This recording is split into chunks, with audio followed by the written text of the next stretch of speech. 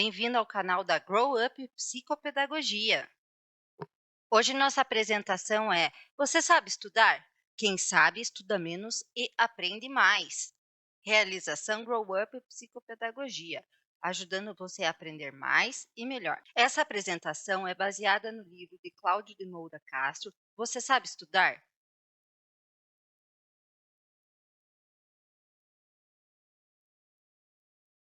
Vamos agora aos bons hábitos de estudo. Preguiçosos, atenção! Ler antes da aula economiza tempo. Isso mesmo. Ao familiarizar-se com o material antes da aula, o nível de aprendizado obtido é amplamente superior do que se eu deixar para ter o primeiro contato na aula, embora seja o mesmo tempo de estudo-aula. Geralmente, só fazemos isso lá na faculdade com o professor da leitura prévia. No entanto, deveríamos fazer sempre. Determine um certo número de horas para estudar um assunto. Assista a aula e depois leia os materiais indicados pelo professor, gastando para isso o tempo que você definiu. Em seguida, faça o mesmo com um assunto de dificuldade equivalente, porém, leia antes da aula. Dá para notar uma diferença no grau de profundidade do aprendizado obtido das duas maneiras? Alguns alunos não anotam nada nas aulas, porém, vale a pena tomar boas notas. Anotar é um exercício de seleção de ideias, de fatos e ilustrações apresentadas na aula. Anotar já é um estudo, não se anota só para ler depois. Ao anotar, nossa cabeça viaja menos, se concentra mais. Espera-se que as notas sejam uma memória resumida do que foi dito na aula, logo precisa de esforço para produzir. Sublinhar um livro é equivalente a anotar, pois selecionamos as ideias principais também. Escolha duas aulas da mesma matéria. Em uma delas, tome nota, tão bem quanto você sabe. Em outra, leve um gravador e registre o que o professor diz. Tente rever as notas manuscritas e também a gravação. Dedique o mesmo tempo para ambas as alternativas. E depois disso, responda perguntas sobre o texto. Se não existirem, pense nas seguintes. Quais as ideias centrais da exposição? Qual posição o professor defende? Você percebe diferenças no nível de aprendizado entre notas e gravação? Você já sabe que anotar é bom. Agora vejamos técnicas para isso. Pensar que entendeu é muito menos do que haver, de fato, aprendido o que está sendo ensinado. Nos iludimos. Então, fazer anotações obriga a prestar atenção. Anote também as ideias estranhas. Ali podem estar as sementes de compreensão e reflexão do conteúdo. Agora, discordar sem entender não é educativo. Para discordar, temos que ter entendido. Então, anote pontos que precisa retornar, que não entendeu. Esboce por meio de esquema ou de desenho as ideias gerais da aula. Use recursos gráficos para chamar a atenção de assuntos centrais. A revisão de anotações bem feitas mostra o que deve ser estudado com mais cuidado. Costuma ser mais fácil guardar na memória as próprias anotações do que anotações de outras pessoas. O resumo permite focalizar nos pontos que devem ser críticos para o seu aprendizado, que precisam de mais dedicação. Agora, reler notas é método passivo. Mais vale tentar recordar as notas sem olhar para elas, pois esse sim é método ativo. Anotar é para o momento da aula e para marcar pontos para revisar e não para estudar depois. Um bom exercício na preparação de resumos é pegar um texto curto e riscar as sentenças menos importantes. O que sobra são as ideias centrais. Cerca de 90% serão descartadas. Agora vejamos técnicas de como ler. Ler é aprender com um professor ausente. De fato, se você não for um bom leitor, perderá tempo, aprenderá pouco e a leitura será um sofrimento.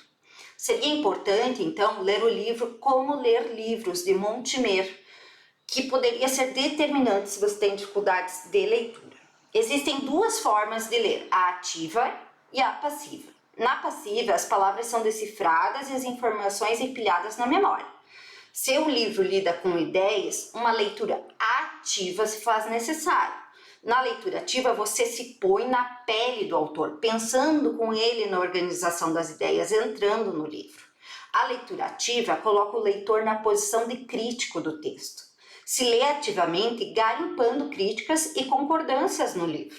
A leitura ativa requer iniciativa e atenção, dá mais trabalho, porém gera um nível de compreensão mais profundo que na leitura passiva.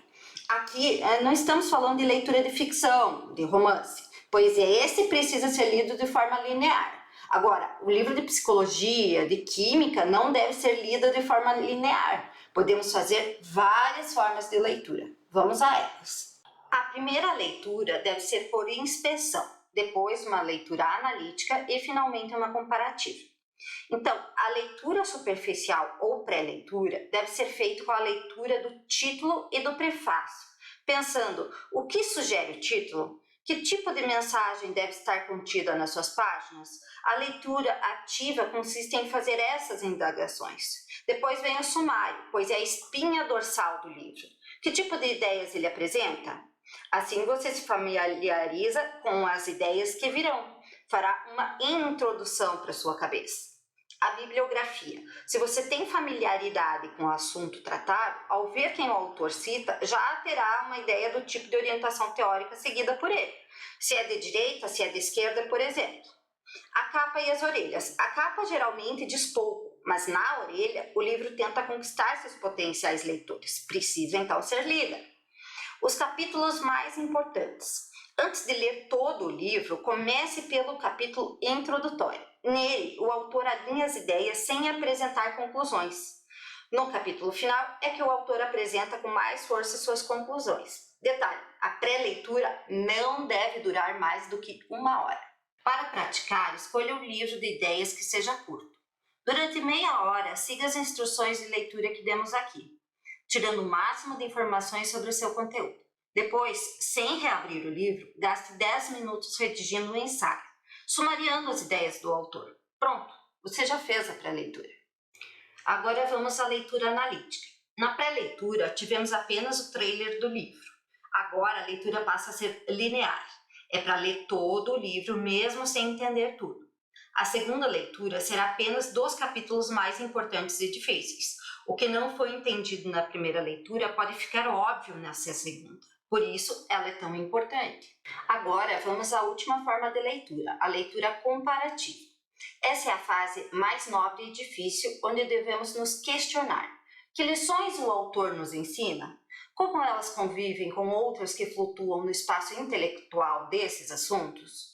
Leia pensando nos pontos fortes, critique fraquezas do texto, compare com outros livros do mesmo tema. Agora pratique. Pegue um livro bem curto, mas tido como importante e bem escrito. Aplique as regras de leitura aprendidas aqui.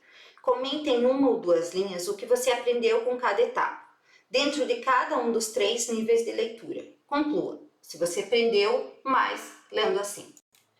É possível ler um livro em poucos minutos? Podemos fazer leitura dinâmica? E a resposta é depende. Há livros que aumentar a velocidade significa passar a não entender absolutamente nada. Lembrando que deve ser ler todo o livro, até o rodapé. Então, não há uma velocidade de leitura que pode se aplicar a tudo que devemos ler. Saber ler rápido é importante para vencer páginas e mais páginas de menor relevância, mas não serve para assuntos mais importantes e difíceis.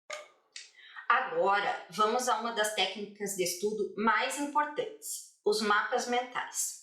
Trata-se de uma estratégia para a organização visual das ideias, por meio de palavras-chave, cores, imagens, símbolos e figuras. É uma forma visual de apresentar as ideias. O mapa mental consegue transformar as peças do quebra-cabeça em um quadro coerente.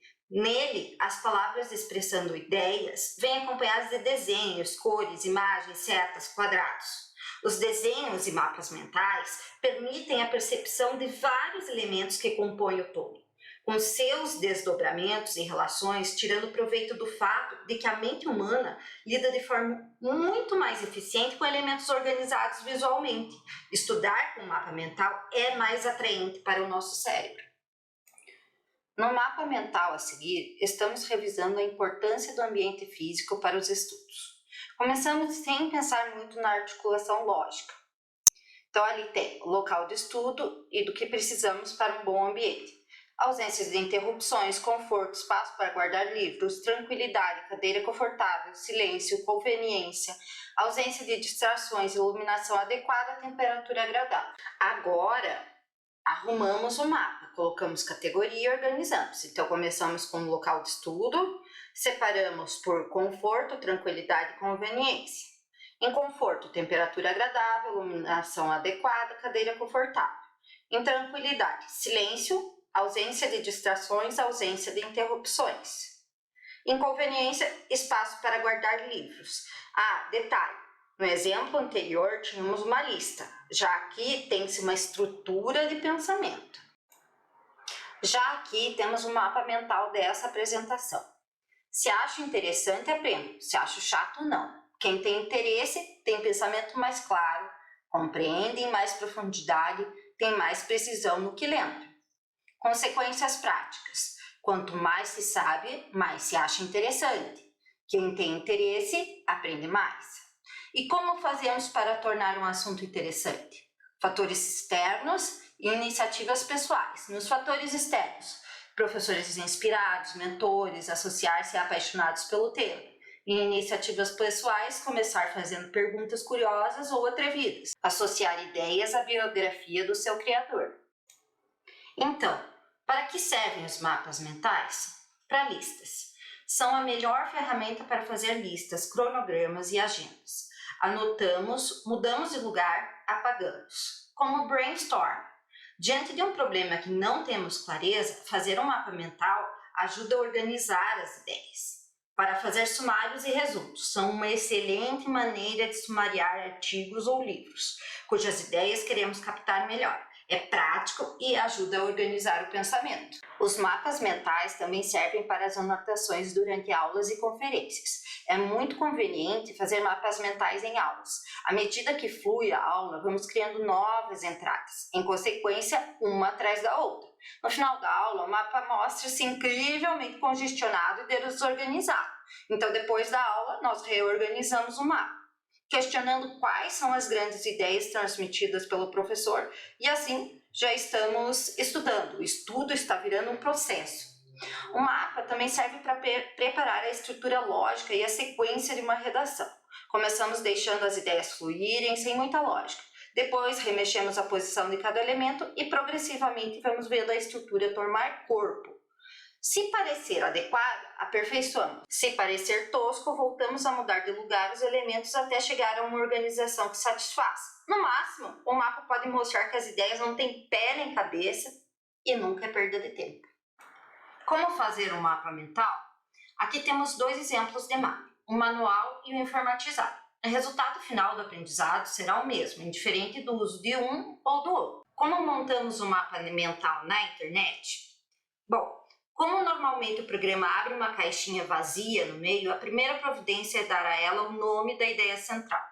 Vem então os dois comandos que fazem praticamente tudo o que se requer para ter um mapa mental simples ou complexo.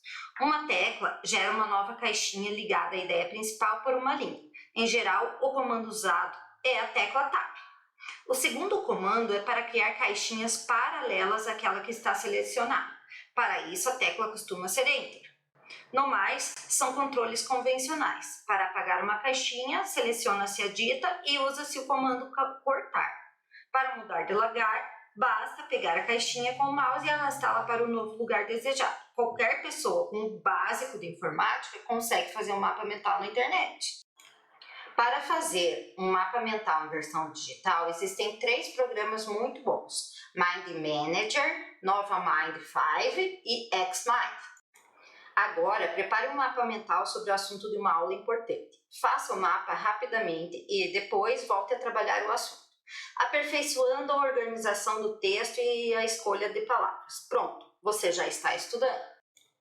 Estudar por vários canais. Uma das maiores heranças da escola é aprender ouvindo. No entanto, podemos aprender escrevendo, reescrevendo, ensinando, estudando em grupo. Quanto mais canais diferentes, melhor. Pratique, forme um grupo para estudar. Avalie o quanto você aprendeu ao longo do processo. Registre sobre o funcionamento do grupo. Todos participaram igualmente? Todos aprenderam pelo menos o mínimo? Alguns não fizeram quase nada? Alguém quis dominar o grupo? Note que, se o grupo funcionar muito mal, os ganhos obtidos podem não ser substanciais, mas bem conduzido, o método traz ótimos resultados. A inteligência das mãos. Isso mesmo, a mão tem inteligência e muito conhecimento para entrar manipulando, pegando, apalpando, montando e desmontando. E quanto maior for a possibilidade de traduzir em atividades manuais o que se tenta aprender, maiores as chances de um aprendizado rápido e duradouro. Mexemos, consertamos, construímos tudo com as mãos. Para chegar na abstração, o melhor caminho passa pelo concreto, pela ação, pelo uso das mãos. A boa escola usa essa prática desde cedo. Para conteúdos teóricos, use exemplos, mapas, desenhos. Fazer é pensar, manipular é estudar. Descubra dentro dos assuntos que você tem que estudar algum que se preste ao uso das mãos para reproduzir as ideias principais. Faça algum experimento, construa alguma coisa, reflita sobre o resultado. Ajudou a absorver o conteúdo? O livro no qual essa apresentação é baseada é de 2015, mas nunca esteve tão atual. A biblioteca e a internet. Como sobreviver na selva da desinformação.